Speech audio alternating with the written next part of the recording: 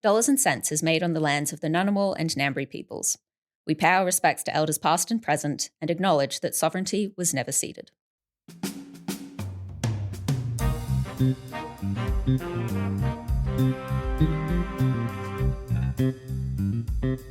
Hello and welcome to Dollars and Cents, the Australia Institute podcast where we're talking about just what the hell is going on in the economy. I'm Elinor Johnston-Leake, the senior content producer here at the Australia Institute, and replacing Greg again, as he's still away, we have our senior economist, Matt Grudnoff, here today. Hello, Matt. Hello, Elinor. How are we doing today? I'm good. I'm good today. Yeah? Doing well? Greg's still away and I'm still here. Yep, Greg's still away, so the mice continue to play. Matt, today we're talking about gambling advertising. I, as someone who doesn't really, even as someone like me who doesn't really watch sport, I see gambling ads everywhere. Australians are also massive gamblers in general. Over the last 6 months, a year, I've been at a number of social events, weddings, birthdays, where young men have asked if they could have a quick chat to me in private. And they've opened up about their struggle with gambling, their losses, the shame that they have felt with an addiction that they don't feel like they can talk about publicly, what that's doing to them, and then how damn hard it is to actually deal with it when you're getting bombarded with ads. Bombarded with ads. Australia Institute research shows that the $32 billion Australian households lost to gambling is more than Australians spend on electricity and gas bills, which is totally insane. Gambling is a huge problem. So there's just this thought, why don't we just ban ads for gambling like we did for tobacco? You've got when you buy a packet of cigarettes, it's got the disgusting, horrendous label on it that makes you never want to buy a pack of cigarettes. Well, that's the theory anyway. The Albanese government has some proposed legislation in this area. They announced it as part of a response to the Murphy Review, which was a report following a government inquiry into online gambling, headed by the late Peter Murphy. The evidence was clear. If the status quo on online gambling regulation, including but certainly not limited to advertising, was to continue, Australians will continue to lose more. More money, more relationships, more love of sport for the game rather than for the odds. We are getting the balance right, letting adults have a punt if they want to, but making sure that our children don't see betting ads everywhere they look. People really wanted that saturation and targeting of gambling advertising reduced, and they wanted the exposure of children to gambling advertising reduced. This response dropped 3 years after the review on the night of the budget. Yeah, a bit suspicious timing, isn't it? A bit suspicious when most journalists in Canberra sort of locked up without their phones. It kind of seems like they just didn't want anyone to pay attention to this. The legislation is now heading to a Senate inquiry. But Matt, what is in this proposed legislation? Well, I think the reason they dropped it when they dropped it is because the response is piss poor. Yeah. It's very, very weak, right? So the Murphy Review wanted to ban ads for online gambling on TV and online, and they wanted to create a national regulator. So basically at the moment, states regulate gambling companies, and the state that does the worst job of that is the Northern Territory, which means that all of the international gambling companies are all basically registered in Northern Territory to take advantage. Our home state. Yes. The smallest and least able to regulate state. And so in response, the government basically has decided that no, a total ban on gambling advertising, which is insanely popular, by the way, in Australia. Polling shows it's over 3/4 of people want to see advertising banned. Across the parliament, the coalition have made noises, as well as most of the crossbench, about banning gambling advertising. But the government wants to restrict gambling advertising to 3 ads an hour between 6 a.m. and 8:30 p.m. This is just on TV as well. This is just on TV. So 3 ads per hour. On live TV and not during games. Okay. Though on streaming services, if the person who owns the account is over 18, is registered as over 18, then there aren't any restrictions. They can show as many as they like. Though the streaming service has to provide an opt-out button, which most people can't find and probably won't use. Or don't know exists. And don't know exists, exactly right. So generally, the response from the government has been really, really poor. Yeah, I mean, 3 ads per hour on TV. I don't really watch live TV much anymore, but what's that, like once every second ad break? Basically, yeah. So if an ad break was every 10 minutes, you're talking about an ad in every second ad break. So the kids will still see one. Look, look, when we responded to, tobacco advertising, they didn't restrict it to 3 ads an hour. They actually got rid of it. The legislation will also ban advertising in the stadium and on the players' uniforms. Okay. So there's a few other little restrictions. But largely, this is a super watered down version of the bipartisan parliamentary committee that most Australians support. Yeah, that said you should just ban gambling advertising. People hate gambling advertising. Yeah. And the argument is often made, to keep gambling advertising, that without having gambling advertising on TV, free-to-air stations will go broke. They won't be able to afford to basically show live sport, things like that. Is there any merit to that argument? Well, probably not. Just last week, or this week actually, we saw the TV stations sign up a massive record-breaking deal for the next 7 years to broadcast the NRL. So this is Channel 9 and Fox signed up to this deal worth $5.3 billion over 7 years. So that's about just over $750 million a year. Pretty significant chunk of change, yeah. That's a lot of money. Up from the previous deal that they signed, which was worth about $400 million a year. So it's gone from $400 million a year to $750 million a year. So this is, just to be clear, this is what TV companies are prepared to pay. These same TV companies who say they would go broke if they weren't able to have gambling advertising. And this is just one sport, right? This is only the NRL. This is not all sport. This is one sport. They're willing to pay such enormous amounts of money. Well, what if the deal was, instead of $5.3 billion, was only $5 billion? Yeah. Right? Well, that's an enormous difference.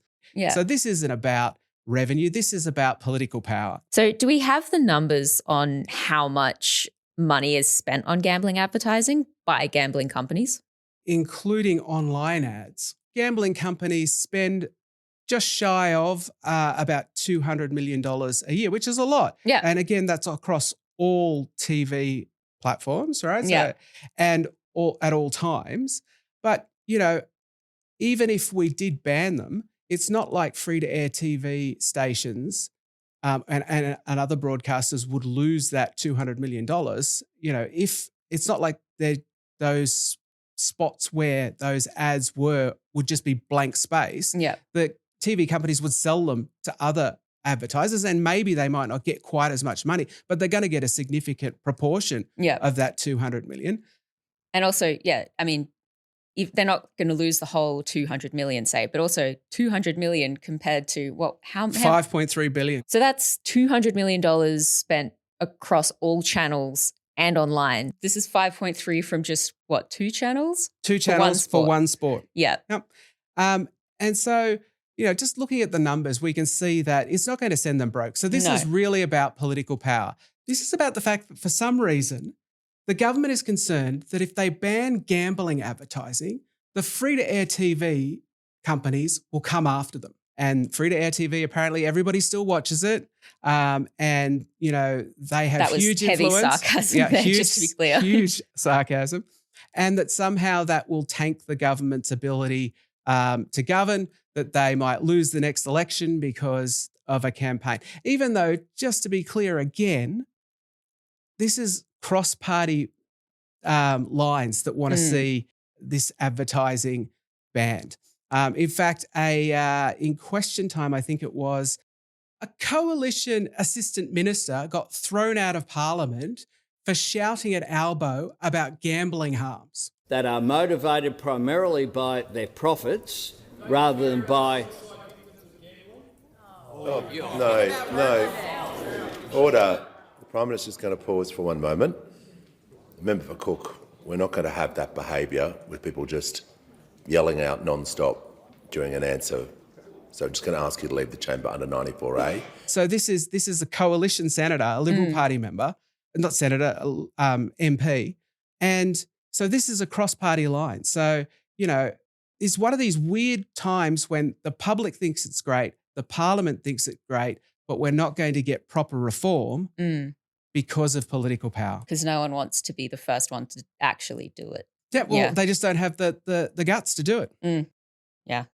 And we at the Australia Institute have recently come out with a handy-dandy tracker, if you just want to feel a little bit worse about the world, which tracks just how much Australians have lost gambling since the Murphy report came out.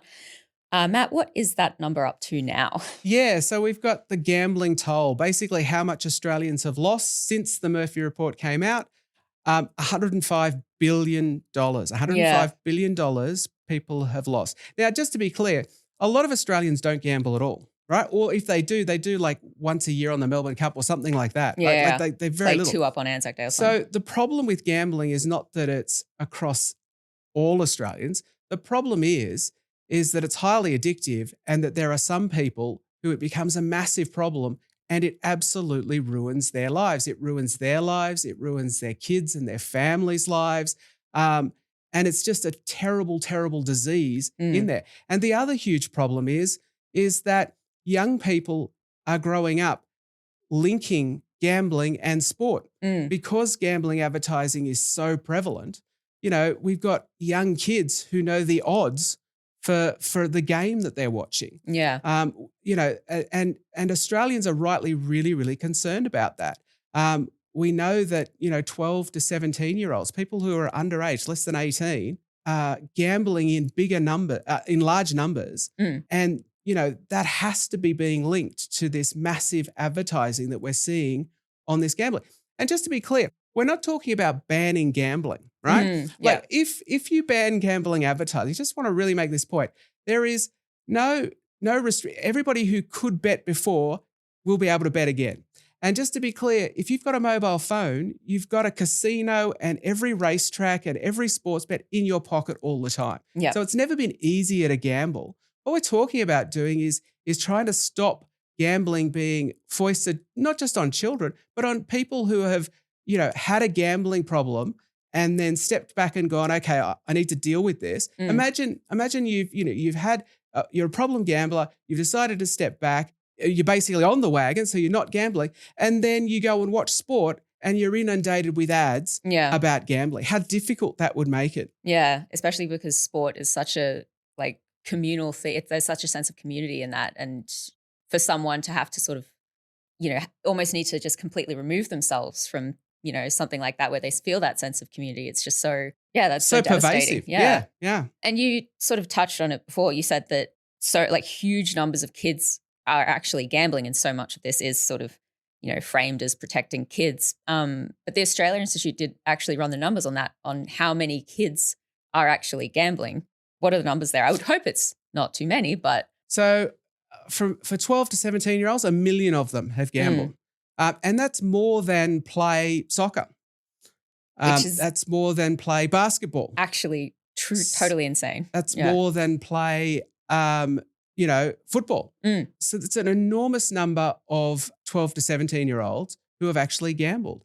And, Australia should be really concerned about this. This is a kind of top tier issue that the government's kind of going, oh, well, we'll do a little bit. And, we get the classic, well, the government have come out and they go, well, the people making enormous amounts of money from this think we've gone too far. And the rest of the community think we haven't gone far enough. So we just want to hear both sides out. So we must be doing something right. No, you're not doing something right? The vast majority of Australians think that this is hasn't gone far enough, that they want a total ban on gambling advertising. And that's exactly what you should do. Yeah. And it's interesting, I suppose, that the focus is so much on TV ads at the moment. And I mean, I find it a bit strange. I say I don't watch sport much. And I'm sure a lot of kids are exposed to gambling ads when they're watching live sport. But I also would imagine that for a lot of kids, a lot of the ads they're seeing are when they're online on social media and things like that. Although I suppose theoretically the kids aren't supposed to be using social media at the moment because 16 and 17-year-olds are. Yeah, well, I mean, from what I have heard, a lot of under 16-year-olds Perhaps, already yes. just don't have that much issue accessing social media. But is there anything in the government's legislation to address that side of things? No, and in fact, as I said, so long as the account is registered to somebody over 18, there are no restrictions, and that includes during sports events. So imagine, you're streaming the World Cup, the Soccer World Cup, through SBS On Demand. Because it's being streamed rather than watched on live TV, you can be given gambling ads under these changes if these changes go through. So, there are a lot of people who are going to watch sport through some kind of streaming service rather than, through the airwaves by sticking an aerial up and watching it through a TV that way. And if they do, then there aren't any restrictions on how many ads they can be shown. Again, just to be clear, there is the streaming service has to offer an opt-out, but SBS offers that same opt-out, and they report that only 0.1% of people did it. What I've heard anecdotally, it was really hard to find.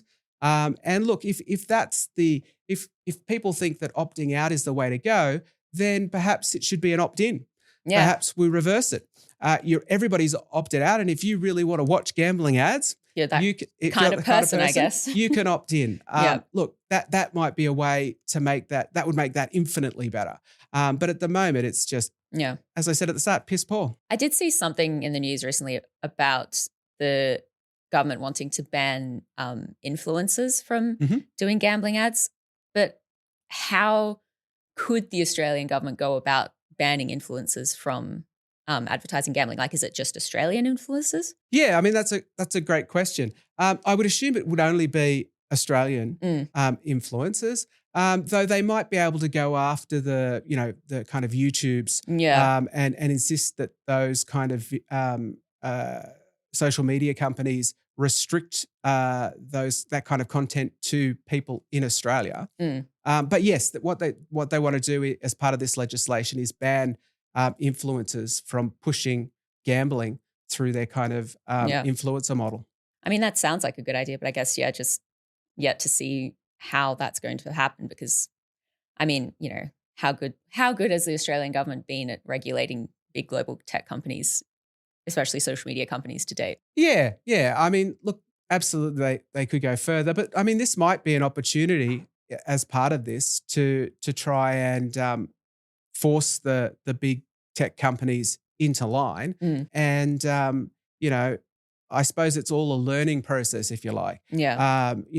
There's no doubt that people will try and wriggle around it, but, how successful that's going to be, time will tell. But, there's also the argument, well, if you just say, well, it's impossible, so we'll never try, then you're effectively conceding that you're not going to fix the problem at all. Yeah, no, that's definitely true.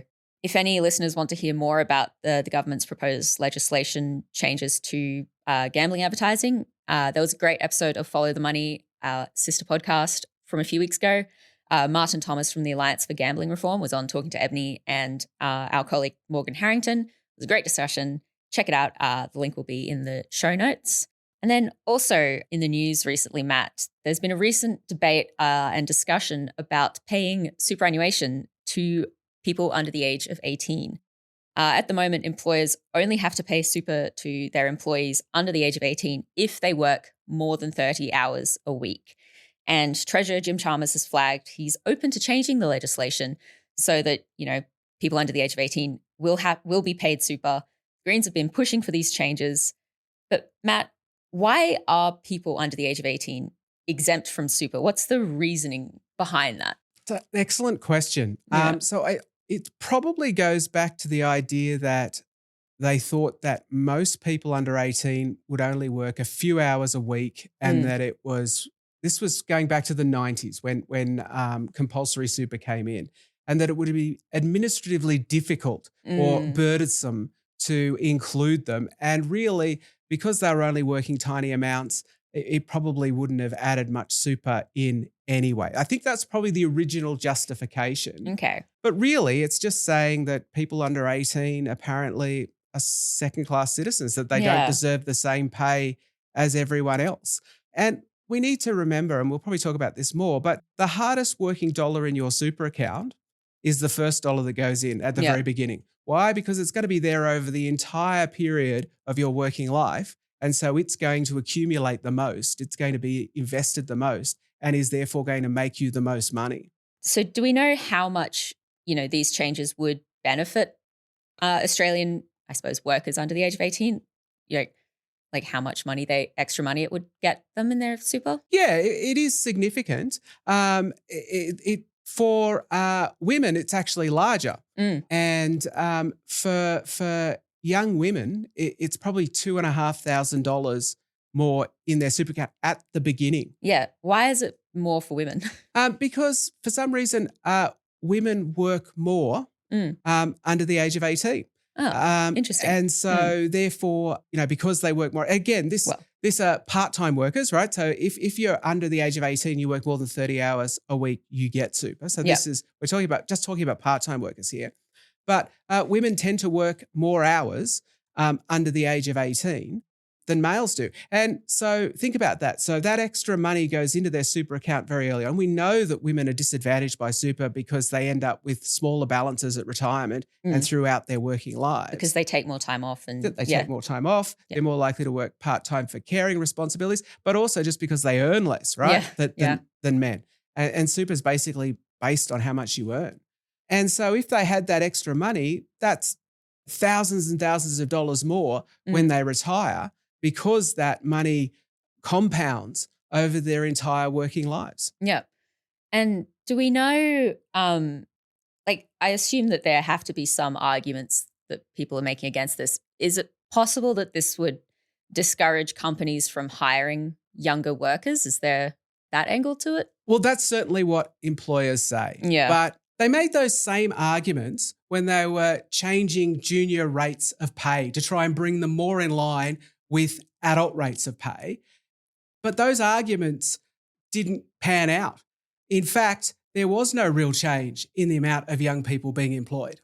You could absolutely understand why employers think that they shouldn't have to pay that super, right? Effectively, they're paying those workers 12% less than other workers. Yeah. Right? So if you've got somebody who's a month away from their 18th birthday, 17 years old and 11 months, and you have somebody who's just turned 18, the person who just turned 18 is earning 12% more, even if assuming they're on the same wage rate, simply because the employer doesn't have to put super in to that person under 18. Yeah. And so you can see why employer groups might like that. But be clear, there's no reason why somebody under the age of 18 should get paid less. And remember, for people who go, well, they're not as experienced. Well, yeah, but super's based on how much you earn per hour, right? So it's based on how much you earn. So if that person under 18 is less experienced and is being paid less, they will also get less super because it's 12% of their wage. So that's factored into it. So this is not about experience.